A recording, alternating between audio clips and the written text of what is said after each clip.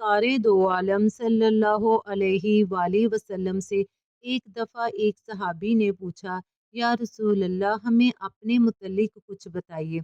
जिस पर नबी पाक सल्लल्लाहु अलैहि वाली वसल्लम ने इरशाद फरमाया, मैं दो ज़िब्बी हूँ, यानी कि इस्माइल अलैहिस्सलाम और अब्दुल्ला की औलाद हूँ। हज़रत इस्माइल अलैहिस्सलाम की कुर्बानी के मुतल्लिक तो हम सब जानते हैं कि हज़रत इब्राहीम अलैहिस्सलाम को अल्लाह ताला ने ख्वाब में ये हुक्म दिया कि वो अपने बेटे इस्माइल अलैहिस्सलाम को अल्लाह ताला की राह में ज़िबा करे। और हज़रत इब्राहीम अलैहिस्सलाम अल्लाह ताला के हुक्म की तामील करते हुए इस्माइल अलैहिस्सलाम को जब कुर्बान करने लगे, तो अल्लाह ताला ने इस्माइल अलैहिस्सलाम की जगह जन्नत से एक जानवर भेज दिया। चनाचा वो जानवर इस्माइल अलैहिस्सलाम की जगह पे कुर्बान हुआ और उसकी याद में मुसलमान ईद उल अज़हा पे जानवर कुर्बान करते हैं। मगर अब सवाल ये पैदा होता है कि नबी पाक सल्लल्लाहु अलैहि वाली वसल्लम के वालिद अब्दुल्ला को क्यों ज़िबा किया जा रहा था। अब्दुल्ला के वालिद यानी कि नबी पाक सल्लल्लाहु अलैहि वाली वसल्लम के दादा अब्दुल मुत्तलिब ने ऐसी कौन सी मन्नत मांगी थी जिस मन्नत को पूरा करने के लिए उन्हें अब्दुल्ला को कुर्बान करना पड़ा। और फिर अब्दुल्ला की कुर्बानी की जगह अल्लाह ताला ने कितने जानवरों का फिदिया कबूल फरमाया। तो आइए वीडियो को शुरू करते हैं। अगर आप मेरे चैनल पे नए हैं तो प्लीज़ चैनल को लाइक और सब्सक्राइब करना मत भूलिएगा और नोटिफिकेशन की बेल को भी ज़रूर ऑन कीजिएगा ताकि हर आने वाली वीडियो आप तक पहुंच सके। अब्दुल मुत्तलिब ने बेटे की कुर्बानी की मन्नत क्यों मांगी थी? इसके मुतल्लिक तारीखी कुतब से हमें दो किस्म की रिवायात मिलती हैं। पहली ये कि अब्दुल मुत्तलिब ने अल्लाह ताला से 10 बेटे मांगे थे कि या अल्लाह, मुझे 10 बेटे अता कर जो तमाम के तमाम सेहतमंद और खूबसूरत हो, तो मैं इनमें से एक बेटा तेरी राह में ज़िबा करूँगा। जबकि दूसरी रिवायत के मुताबिक जब अब्दुल मुत्तलिब को जमजम का कुआं खोदने का हुक्म मिला, तो अब्दुल मुत्तलिब ने दुआ मांगी, ऐ अल्लाह, जमजम की खुदाई मुझ पर आसान कर दे, तो मैं अपना एक बेटा तेरी राह में ज़िबा करूँगा। जब कुआं निकल आया तो इन्हें मन्नत पूरी करने का हुक्म मिला कि अपनी मन्नत पूरी करो, यानी कि एक बेटा ज़िबा करो। अब्दुल मुत्तलिब को ये हुक्म उस वक़्त दिया गया जब वो अपनी मन्नत भूल चुके थे। एक रात जब अब्दुल मुत्तलिब सो रहे थे तो उन्हें ख्वाब में कहा गया कि मन्नत पूरी करो।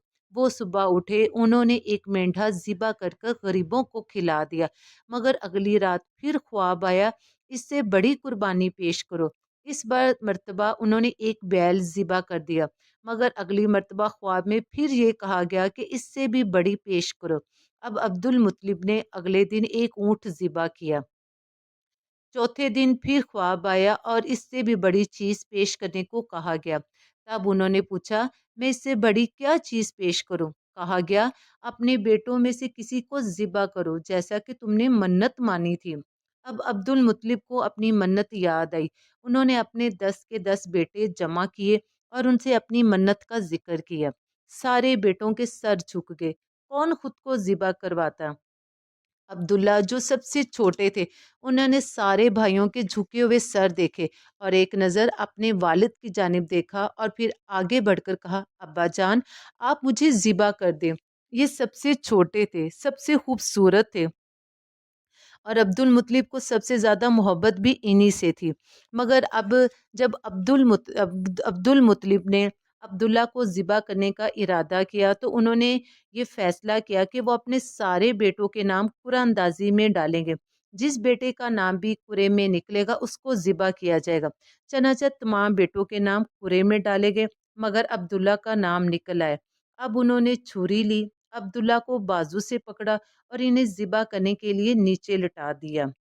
अब्बास जो कि अब्दुल्ला से बड़े थे मगर छोटे भाई से बेहद मोहब्बत करते थे, जो ही बाप ने अब्दुल्ला को नीचे लटाया, अब्बास से ज़ब्त न हो सका, फौरन आगे बढ़े और भाई को खींच लिया। इधर बाप ने अब्दुल्ला को अपनी तरफ खींचा और इधर अब्बास ने अपनी तरफ खींचा।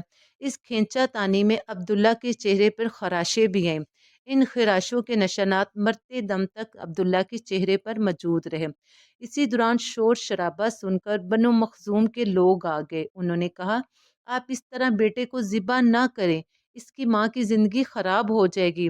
आप अपने रब को राज़ी करने के लिए اور منت کو پوری کرنے کے لیے عبداللہ کا فدیہ دے دیں۔ اب سوال یہ تھا کہ فدیہ کس چیز کا دیا جائے۔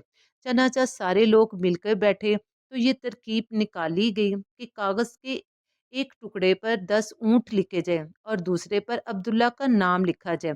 اگر 10 اونٹ والی پرچی نکلی تو 10 اونٹ قربان کر دیے جائیں، اگر عبداللہ والی پرچی نکلے تو 10 اونٹ کا اضافہ کر دیا جائے، پھر 20 اونٹ والی پرچی اور عبداللہ کے نام والی پرچی ڈالی جائے۔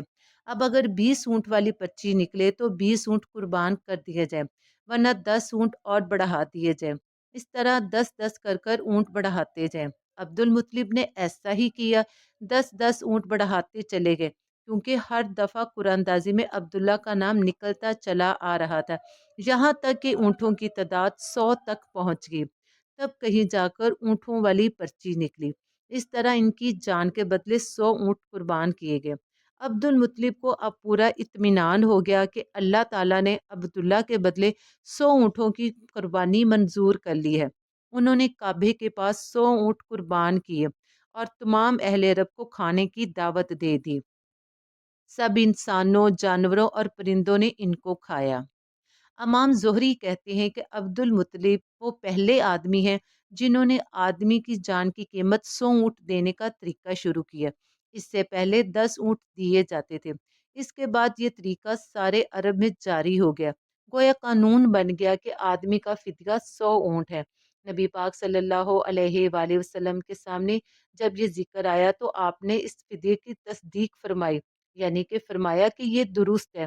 اسی بنیاد پر نبی پاک صلی اللہ علیہ وآلہ وسلم فرماتے ہیں، میں 2 ذبیوں والا، یعنی کہ اسماعیل اور حضرت عبداللہ کی اولاد ہوں۔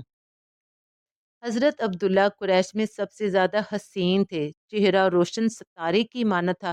قریش کی بہت سی لڑکیاں ان سے شادی کرنا چاہتی تھی، مگر حضرت عبداللہ قریش میں صرف اپنے والد کے کہنے پر ہی چلتے تھے۔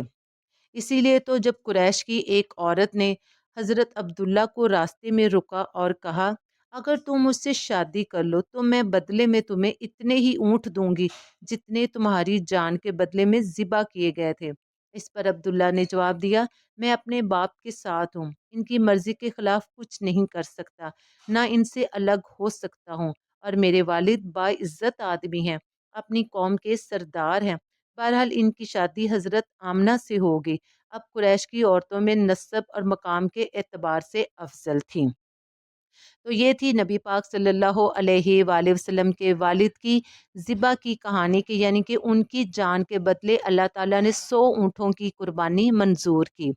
کروڑوں درود و سلام نبی پاک صلی اللہ علیہ وآلہ وسلم کے اوپر، اور اللہ تعالیٰ قیامت کے دن ہمیں آپ کی شفاعت سے بہرہ مند فرمائے۔ ملتے ہیں کل۔